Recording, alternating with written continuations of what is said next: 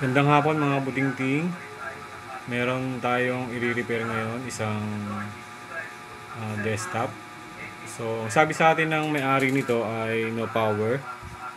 So, nung dumating dito, tinest ko na kaagad. And yung upon checking, ang problem is may ano siya, may ilaw. Umiikot yung fan, may power, as in may power. Pero, may display din, kaso naka ano lang siya, parang naka standby lang, hindi siya pumapasok sa Windows. So hinaan ko lang yung ating post ko lang muna yung video natin. Yan.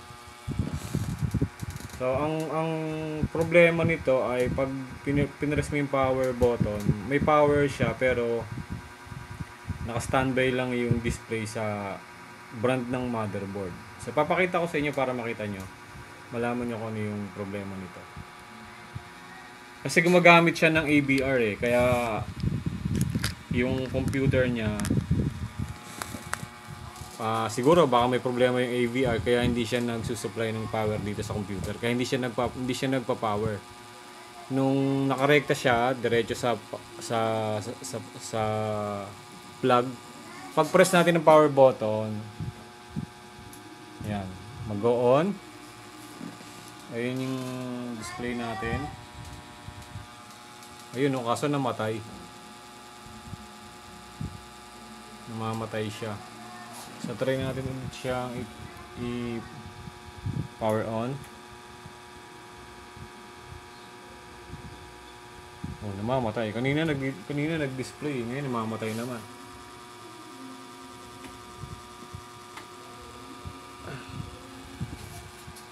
Press ulit natin power button.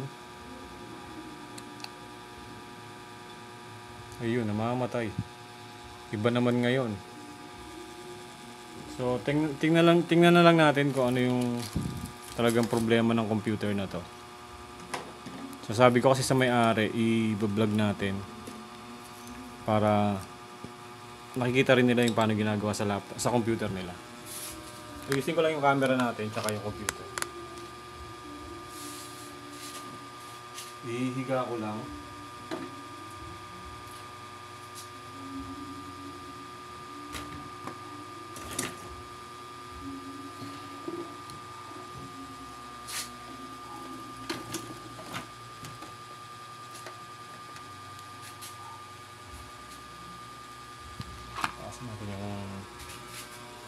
Ayusin mo natin yung camera natin.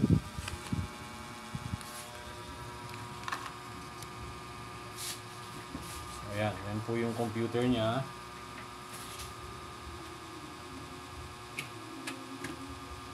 Press natin yung power button. So may power naman siya, pero namamatay siya. Kanina nung pinress ko yung power button nito, buhay siya pero naka-standby lang yung ngayon naman namamatay.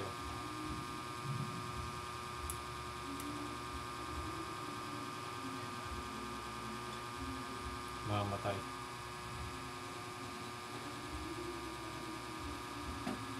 Try natin siyang i-troubleshoot.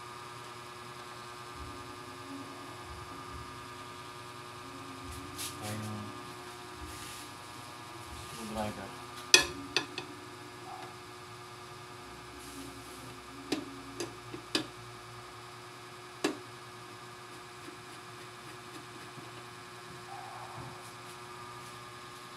So, matagal-tagal din tayo hindi nakapag-upload mga kabuting-ting dahil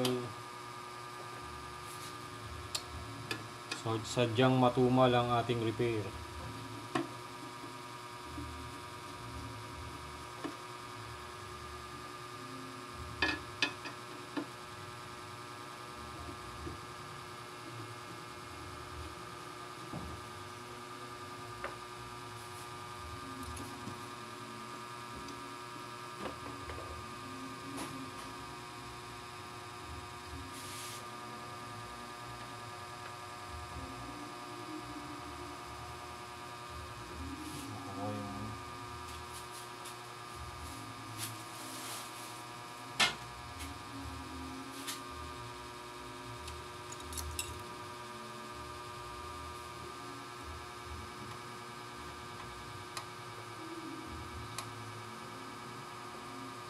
Kunin ko lang yung nahulog na rubber.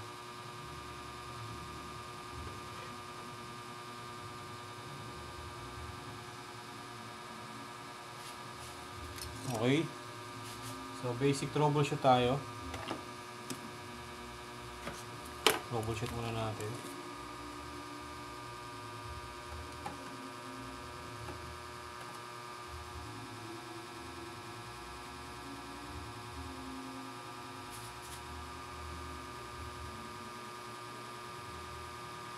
So nilinis natin yung RAM.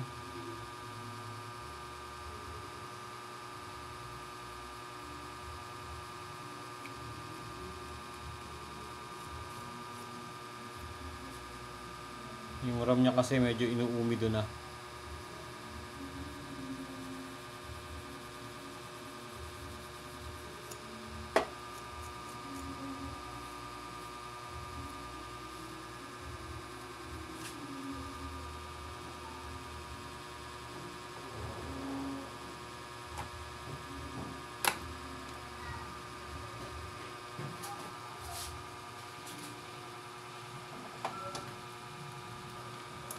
Press natin power button.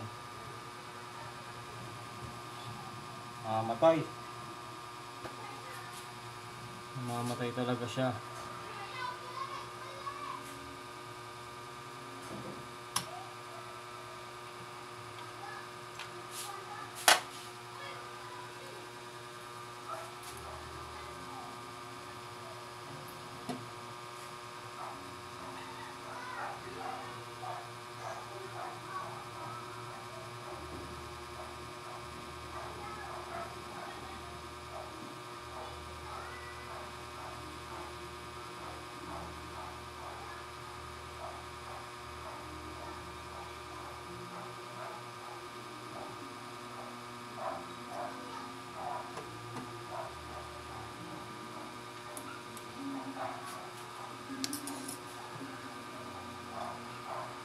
Yun, namamatay pa rin.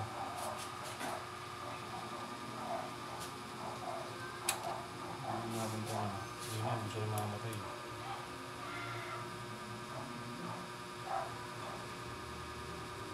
Namamatay pa rin.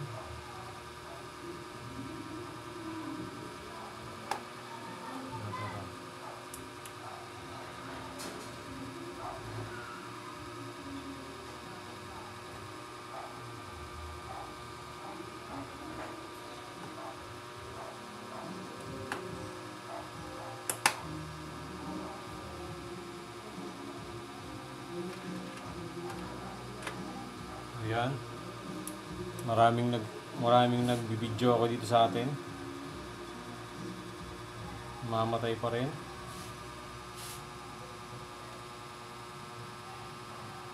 May problema nito.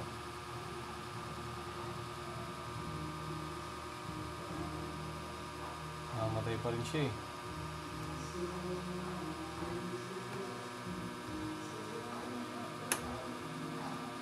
Gamit tayo ng ibang memory. Ito yung memory niya, uding-ting. Try natin gumamit ng ibang memory. So, dito natin lalagay. Gamit tayo ng ibang memory.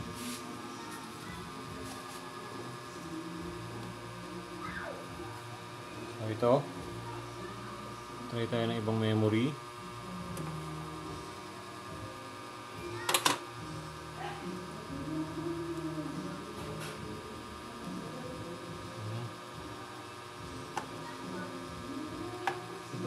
Itong memory niya DDR4 wala tayong DDR4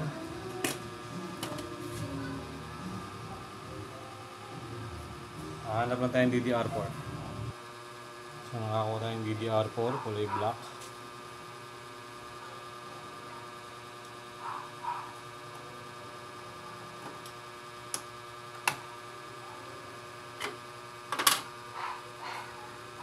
buhayin.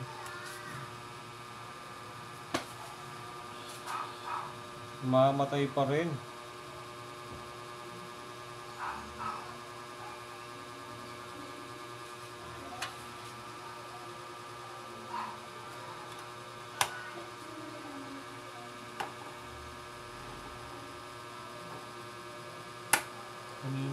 display pero naghahang eh.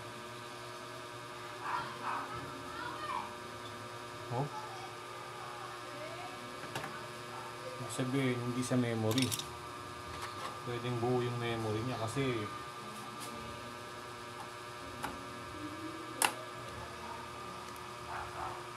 try natin tanggalin yung ano.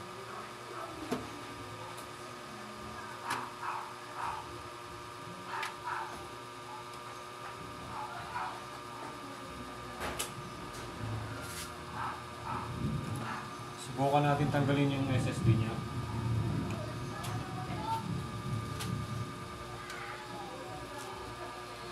Kasi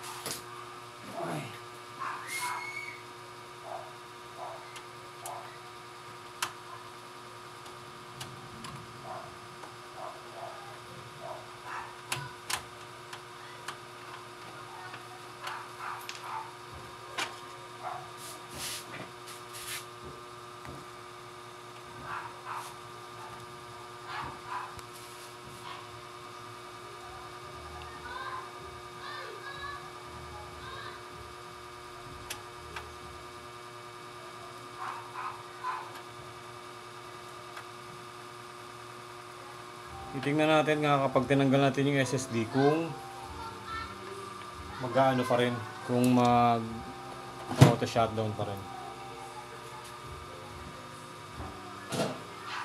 Check muna natin tong ano, SSD niya.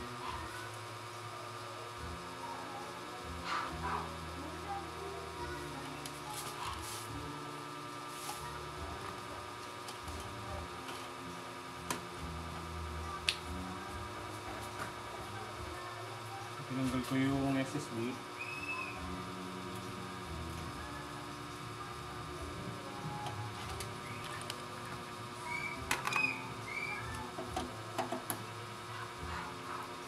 Press natin yung power button.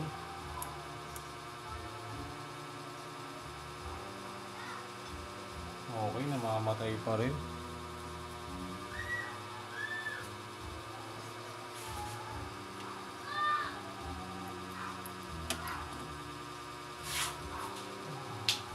Yung hard drive.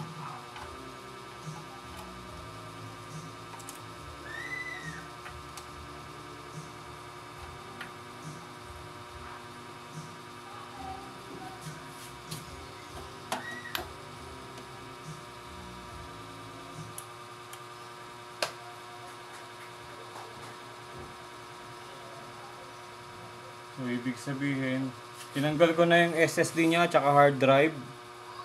Nag-try na tayo magpalit ng memory, ganun pa rin. SSD, tinanggal natin. Hard drive, tinanggal natin. So, power supply, try natin mamaya. Yun ang itatry natin ngayon.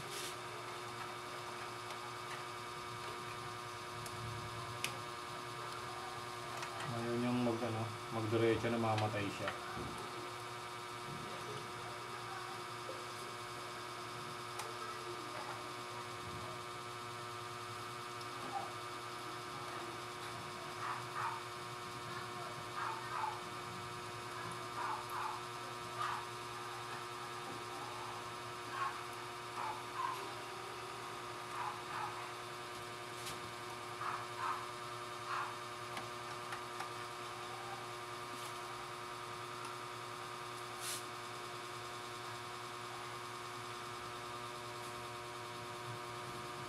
Try natin gumamit ng power supply.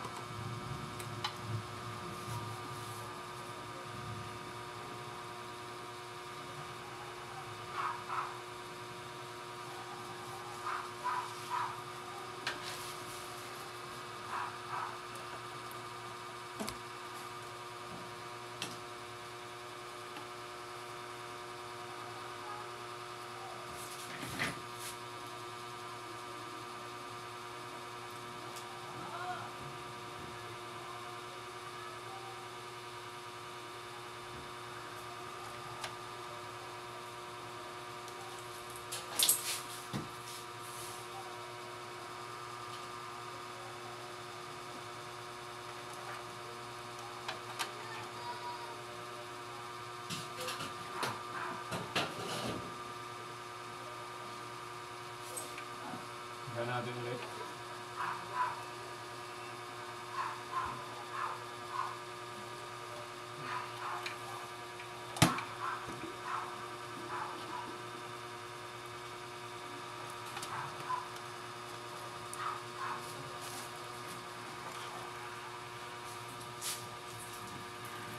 Gamit tayo ng power supply.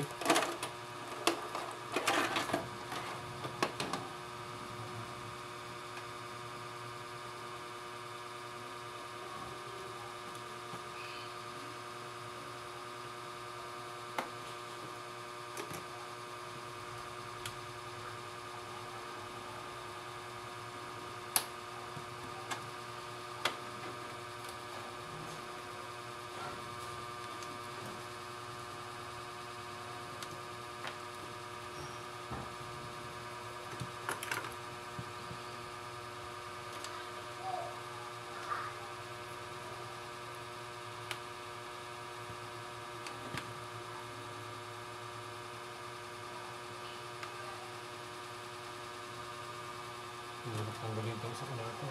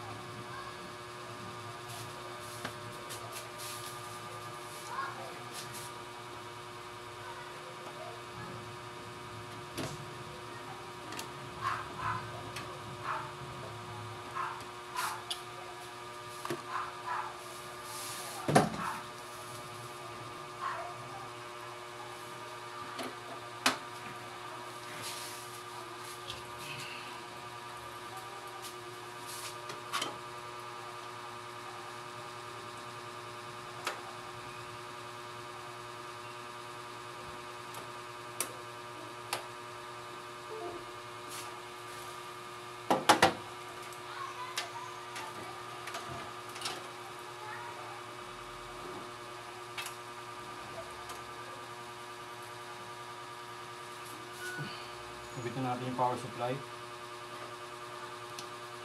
Gumamit tayo ng ibang power supply para malaman natin kung mismo yung power supply yung problema.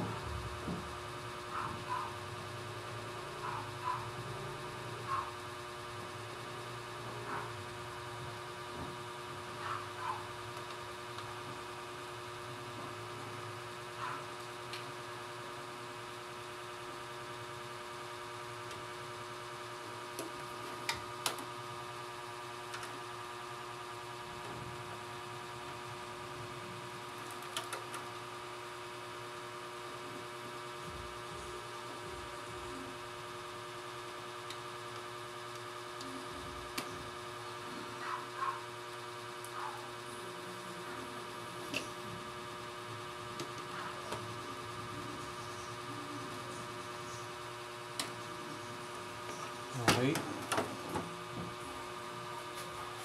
Nasaan ang SSD? Supplyan muna natin yung SSD niya.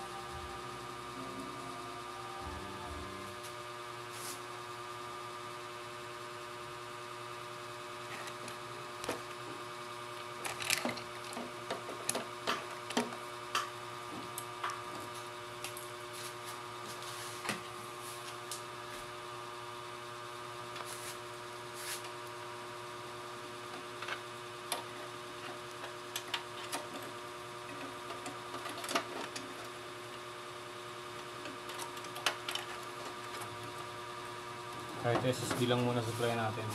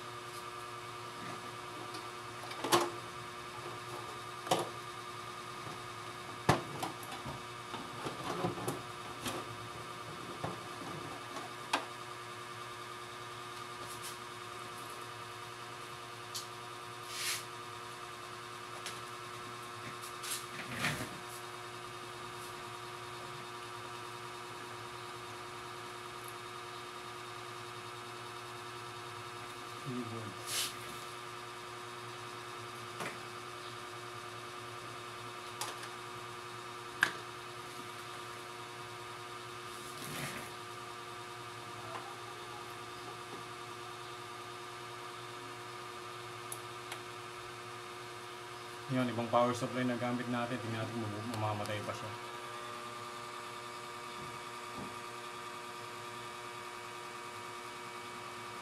Yun, hindi siya namatay, dimaretso na. Ayun o. Nakadiretso na tayo, hindi siya namatay o.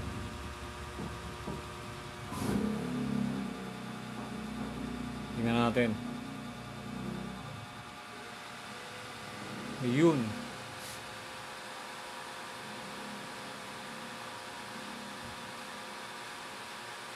Mukhang may problema rin yung ano nito ah. Ayun, dumiretso na. Dumiretso na tayo sa Windows. Pero ang lakas ng ikot ng fan niya oh.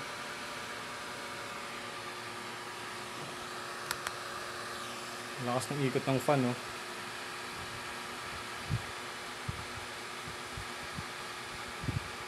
Hindi dapat ganyan kalakas yan eh.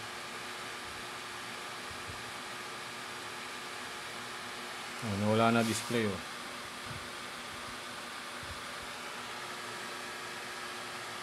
Tayo natin ulit. Ayaw na mamatay. Yun, namatay. Hindi na siya namamatay kapag itong power supply ko gamit ko. Pero ang lakas ng ikot ng fan niya. Tapos yung Windows, lumabas yung logo ng Windows sa ano natin, sa monitor. Pero namatay na ano siya. Hindi rin nagtuloy. Buhayin natin ulit.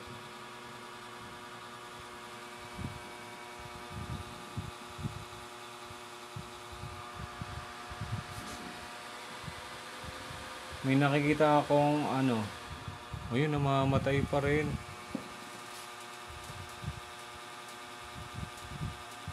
Namamatay pa rin siya. Ano kaya problema nito? Tanggalin natin sa kaha, mga buting-ting. Tatanggalin ko siya sa case para ano, makita natin ang buo. Pause ko muna. So natanggal na natin yung kanyang board. Inuumido pala eh oh. Kabuting-ting. Ayan oh. Pakikita ko sa inyo yung motherboard niya. Ayan oh. Parang naihian to ng daga. Ang daming umido. Pakita ko sa inyo ha. Ito umido oh. Tingin ko na ihian to. Ito pa oh. Ayun pa. So kailangan natin tanggalin to. Tanggalin natin yung umido na yan. Lilinisin natin yung motherboard. Yan, kailangan natin linisin yung motherboard.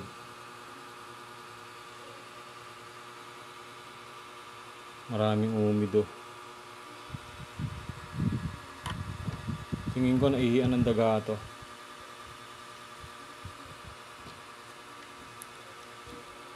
Kung hindi man naihian ng daga, nabasa. Ito lang oh, ito lang isang patunay oh. Na nabasa or inumido. Ito oh. Umido yan oh. Oh, parehas siya nito. So sana kung matatanggal natin tong umido na to, mawawala yung auto shutdown niya, tsaka yung problema sa power supply. Hindi natin sure kung ang dahilan kung bakit siya nag-auto shutdown, yung namamatay siya bigla, is dahil dito. Pwedeng ito rin kasi yung kaso, yun yung nagiging problema kung bakit siya namamatay. Pwedeng buo yung power supply or pwedeng sira din. Kasi yung power supply na ginamit ko kanina, sa akin yun eh. Akala ko okay na kasi nagdire-diretso na siya, di na siya namamatay. Nung kinabit natin yun, tinest natin, mga ilang seconds lang, tumagal siya, tapos namatay din. Ibig sabihin, may problema sa motherboard. So ito, tingnan natin yan. Tingnan natin yung problema na yan. Nilinisin natin yan. Nilinisin natin yung buong motherboard.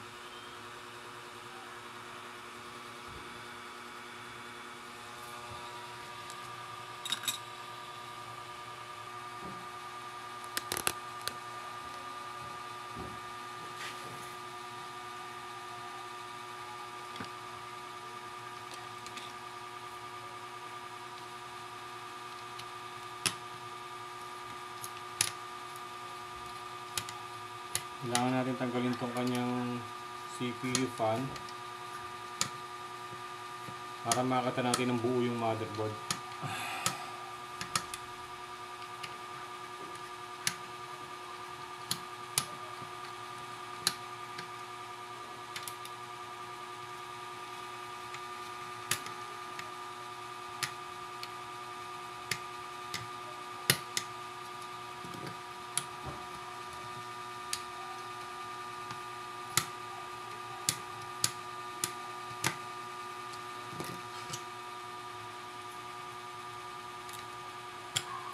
Wala na rin pala itong thermal paste, oh. Tuyong tuyo. O wala talaga siyang thermal paste. Yan, oh, walang bakas ng thermal paste, oh. Masisira kagad CPU nito pag ganito. Kahit dito wala rin thermal paste, oh. Yan ang wag na wag niyo pong gagawin. Masisira ang computer niyo, ang CPU. Anyways, punta tayo rito sa side na to na napakadaming umido. Linisin natin yan.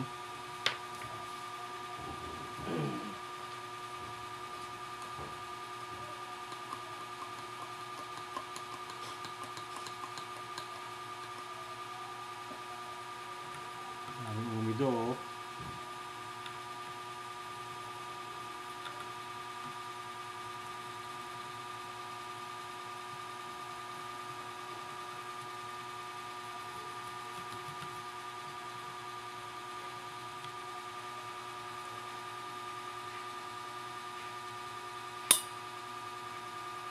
Kuha tayo ng mas pampalinis.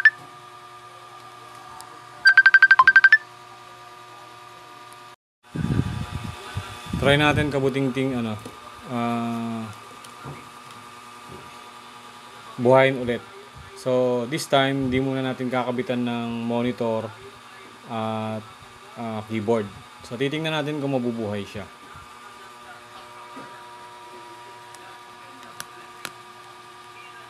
Ibang power supply yung ginamit natin, power supply ko yan.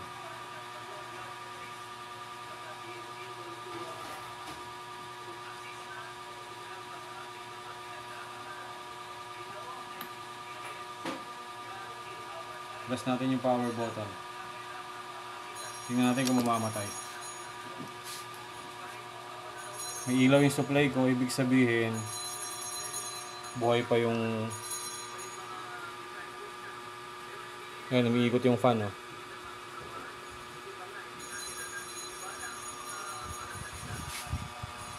Umiikot yung power supply ko, umiikot yung fan. Hindi pa siya namamatay. So, ibig sabihin, tingnan mo natin kung mamamatay.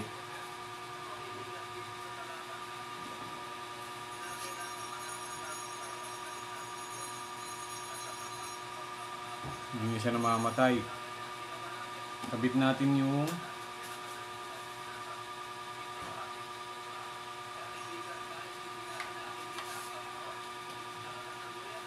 kakabit natin yung motherboard niya sa CPU niya, sa case.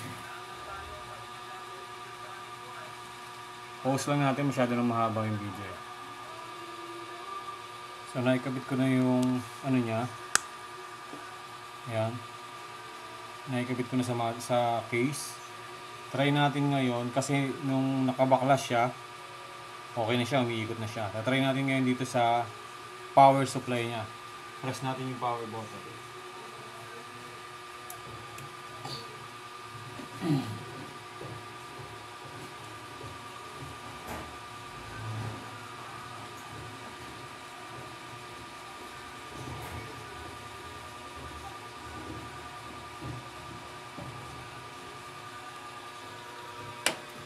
So, ayun po siya. May display na. Pero, hindi siya dumidiretso ngayon sa Windows.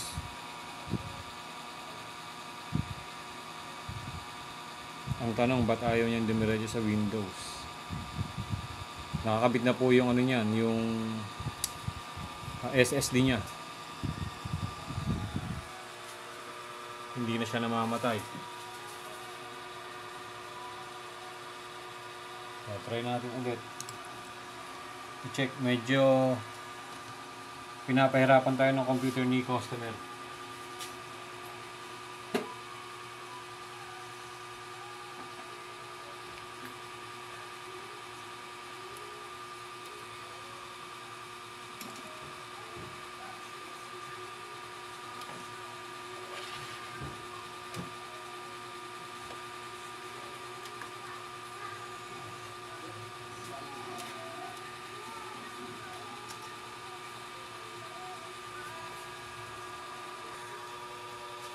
So try natin kabuting-ting bakit ayaw niyang magdiretso sa Windows.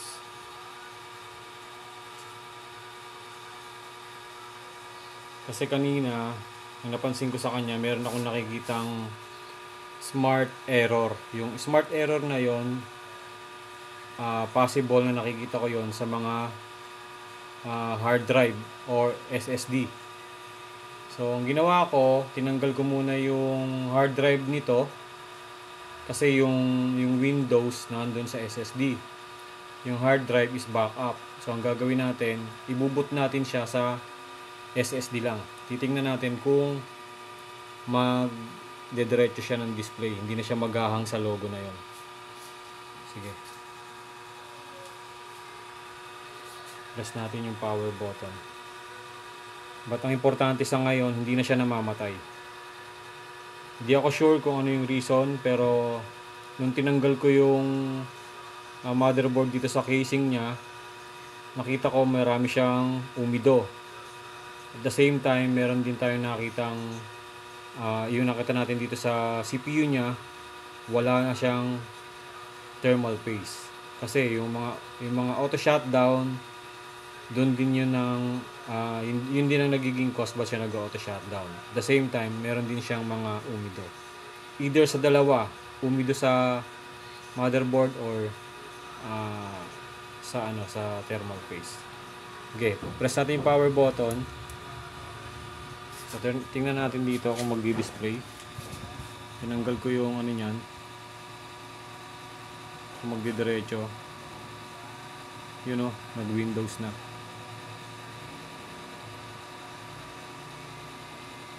Yun o.